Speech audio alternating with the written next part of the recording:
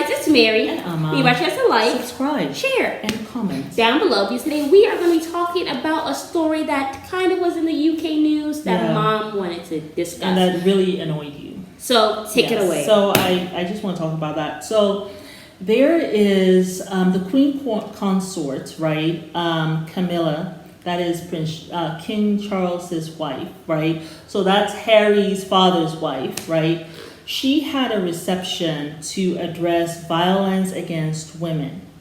And so she invited all these, mainly women, I actually it was only women I saw there, who had, charities or businesses that was geared towards that. There was a lady, her name was Ngozi Fulani, and she was the chief executive officer of a charity called Sister Space. And they address racism and domestic abuse against women and children. And so when she was talking to two other women of color. And this lady walks up to her during this reception. And the lady who walks up to her, her name is Lady Susan Hussey. She's 83 years old. She is a senior member of the royal household. She is a lady in waiting. She's been a lady in waiting for Queen, past Queen Elizabeth, for more than 60 years, and she's Prince William's godmother. Right? Oh, yes. So she's very close. She's been there for a long time. Yeah. So she walks up to this Ngozi Fulani and says to her, first of all, the woman has these beautiful dreads. So she has dreads, and then some of them are like curled up. Yeah. And first, she just walks up to her as she's talking to these two other women, walks up straight to her, grabs her dreads, moves it away, and the dreads were covering her name tag. She said, "I need to see your name tag," and she moves the dreads away. Which she could have just asked her, because a lot of people are very about their hair. Don't touch their hair and stuff like that. That's my spiritual whatever. Now I'm getting to that space. I think when my hair grows again, I don't think I'll be letting people touch it, because sometimes their spirit can go through there. That's how I really feel. I mean, it's connected to your head. Now that I've gained some knowledge about that. But so she grabs her dreads, which for Ngozi is a no-no, moves it aside and says she wants to see her name tag. And then she asks her, she says, "Where are you from?" And so she says Sister Space, because she's thinking, that this is why I've been invited here. So she thought that's what she was asking, "Where are you from?" And she says Sister Space. And she says, "No, where do you come from?" And she says, "Oh, we are based in Hackney." And then she says, "No, what part of Africa are you from?" And she says, "I don't know. They didn't leave any records." And then she says, "No, but what nationality are you?" And she says, "I am born here and I am British." And then she says, "No, but where do you really come from? Where do your people come from?" And then she says, "My people, lady, what is this?" And Go Black had talked about this guy that I watch on YouTube, Go Black to Africa. He had talked about Africa, right? He had talked about a lot of times when these Karens, he had showed a show about a Karen being rude to this black family. And he says, a lot of times when this happens, he said, black people still continue to be polite. They're calling the woman ma'am this, ma'am that. And so when I see this lady says, well, you don't say, "Listen, chick," you know what I'm saying? Says, "Lady, what is this?" And then also, I guess she's in this reception, she's in the palace. And so anyway, and then the lady says, she says, "My people, lady, what is this?" And then the woman says, "Oh, I can see I'm going to have a challenge getting you to say where you're from. When did you first come here?" And then she says, "Lady, I am a British national. My parents came here in the 1950s. Okay. And then she says, "Oh, I knew we'd get there in the end. You are Caribbean." And then she says, "No, lady, I am of African heritage, Caribbean descent, and British nationality. Now there were other. Remember, Ngozi was talking to. Ngozi was talking to two other women of color, and one of the women said that when she heard this, and she felt like perhaps they weren't welcome here, and then she wondered if it was a white woman, will she have been put through this line of questioning? And that's what I was saying to you yesterday. Yeah. If this was a white American. Because we know that they did not originate from America, right? Because the Native Americans were already here. Big facts. Would she have asked the white American woman, where are you really from? Probably not. Where are your grandparents from? Where did they... Oh, I'm going to have a hard time trying to get you to say where you're really from. I mean, no. Most of the white Americans who are here, they don't know where their grandparents and all these people were from somewhere in Europe or whatever. They can't tell you all of that. Yeah. You know? So I just wonder. So they were wondering too. And then I also thought, there are other things that she could have asked. This woman is a whole CEO of Sister Space. Well, the thing is, you could have asked what they were doing. And first of all, you went and you touched her. You're not at a slave auction. To come and just no hello. I need to see your name tag. Like, what is this? Yeah. But this woman is 83. When you think about it, she's 83. That means she was born in the 1940s? Yeah. That's still not that old. Like, my mom was born in the 1940s. The thing is, she woke up that morning. She sniffed black people in the area. There were and too many of them. Oh, hold on, wait. Let me get my racist on today. Let me get my little kicks in. Let me do my little racism, because I can't really do it that often because there's so many white people around. But as soon as I see a black person, I'm going to return back to my roots, and I'm going to do that. Have the plug full. That's what happened. I have gotten that question a lot of times. I get the question, like I told you guys, from white and from blacks, and I have no whatever qualms to say my dad is from, Sierra Leone, and my mom is from Ghana. I have no qualms in saying that. I am proud to say it loud and clear. If you want to know the tribe, I can let you know he's from the Soso Mandingo Fula tribe, and my mom is from the Ga tribe. Okay, like we can go there and we can be very excited about that. But I'm excited to say it and say it proud and stick my chest out.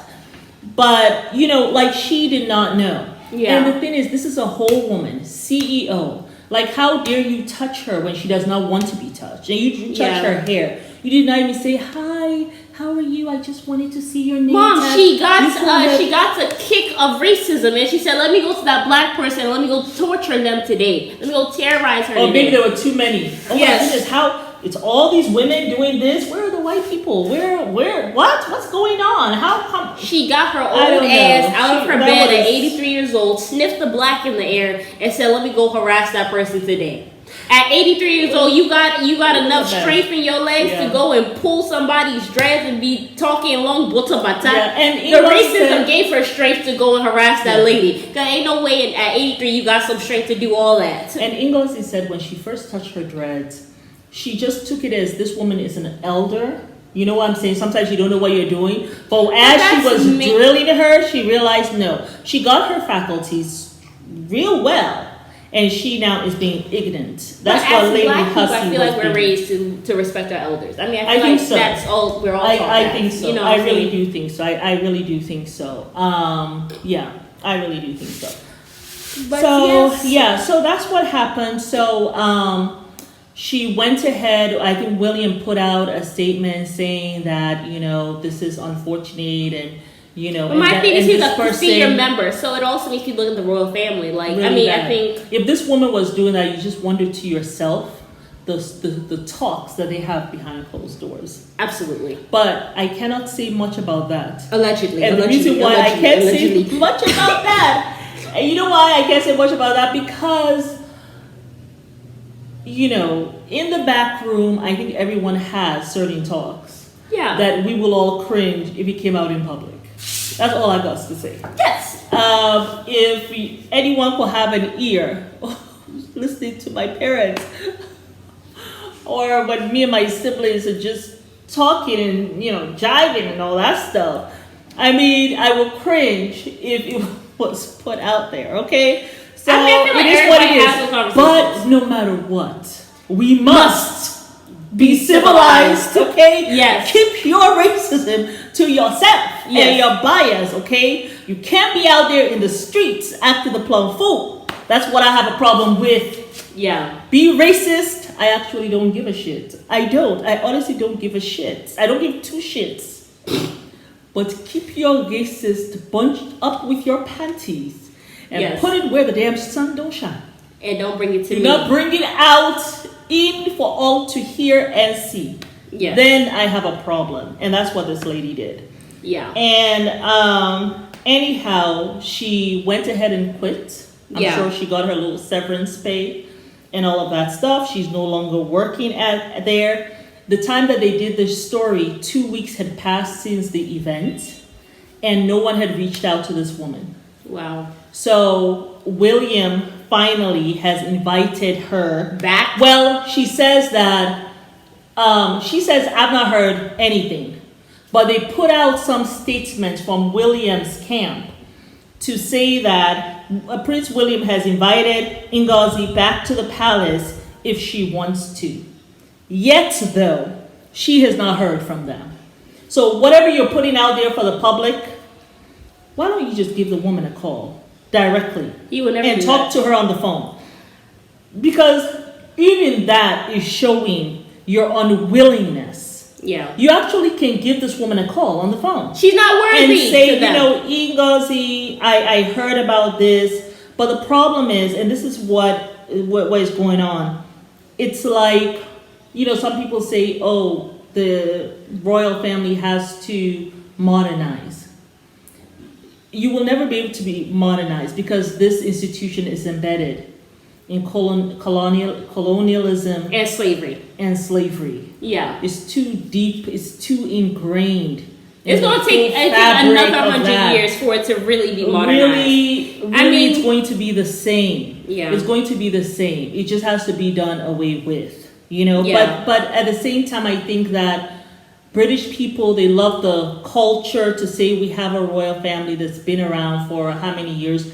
Just like I'm sure Nigerians feel great when we say we've had this.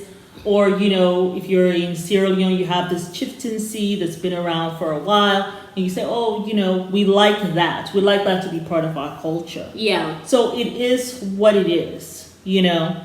But I thought that was very unfortunate with this woman. You really had a physical reaction to it. When I told you the story, you could not even look at me. You were so pissed. And I did not know why you were pissed. I didn't know if you were just having a bad morning, not knowing that you were just pissed at the story. And I was, I was like, well, what do you think about what happened? I was just like, man, it's too early for this. I was trying to be pleasant, but this story's making me very angry right now. I'm like, it's pissing me off because if somebody had did that to me, I would have been in jail. Yeah. Where am I from? Where are you from? Yeah. Where your people come from? Mm-hmm. Actually, honestly, I would not even think that. I would just walk away because I would have looked you up and down, and that look probably would have given your old ass a heart attack, and that would be over with. Oh, I didn't touch her. I just looked at her. I guess I have been asked the question so many times, but I think when I give nobody has ever asked me that question. Yeah. I mean, they might say, I'm like, where were you born? I'd be like, I was born here in America, But my mom, she's African, born in Ghana, raised in Sierra Leone, so I'm half African, half American, whatever. My dad's from Louisiana. But I mean, I really haven't had that question asked to me a bunch of times. I've had that question. I've had that question many times, to the point that when I was graduating as a nurse, we went to a nursing institution that we thought was quite racist. And when I was graduating, I'm not going to give the name of the place, but when I was graduating, it was only 3 Black people in the class. And these 3, we're still best friends to this day. And it was only 3 of us. And I remember we got up and we were talking because everybody had an opportunity to talk. And we were talking, we were so excited that we got to graduate and all the things that we had gone through. Like, I didn't get a divorce then, but I had been going through my own marital problems. One of them had gotten a divorce. The other one had been going through her own marital problems, children, all of that stuff. So we had gone through this with each other. And then also having to deal with the sometimes blatant, just teachers not wanting you to graduate Yeah. and stuff like that. So to me, that's why I say it was like a racist institution, because you didn't see a lot of black people in that institution. Yeah. So it was something that like we noticed, and I think this was the first time that 3 black people had graduated. Yeah. From this particular institution, and it was rough. I mean, the curriculum was tough, but it really made us very strong nurses. When we came out ready. Yeah. So I mean, so it did prepare us. But so we're talking and we're crying, right? And this teacher, this white teacher, she comes to me and she starts to cry. I am so sorry, how hard it must have been coming from Africa and being here with us, and wow, and how you had to struggle, and you speak English so well. And I didn't know that you were from another country, that you couldn't, I just wonder how it must have been hard learning English and this curriculum. I'm looking at her like, by this time I'm married, I don't graduate from college in the US, and you call me to cry. And I was like, yes, thank you so much. Thank you so much. Because she's an elder. So I was like, thank you so much. I really do appreciate it. Yes. And my friends were just listening like, English? When you learned English? Like, what does she mean? Yeah. So it was so funny. But, yeah. So, yeah, that was it about the story. Yes, you guys. What do you guys think about that? I mean, we will put some of it here.